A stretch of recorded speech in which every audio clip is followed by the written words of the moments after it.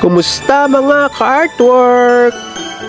At ayan na nga, nagpagawa sa atin ang Chowking Valenzuela City Hall ng mga pending numbers at pang-display nila sa Christmas tree na yari sa Sintra board. May sukat ito na 4 inches by 6 inches at may kapal na 3 mm. Ano nga kaya ang magiging itsura nito o kalalabasan nito pag isinabit na sa Christmas tree at ginawang parol?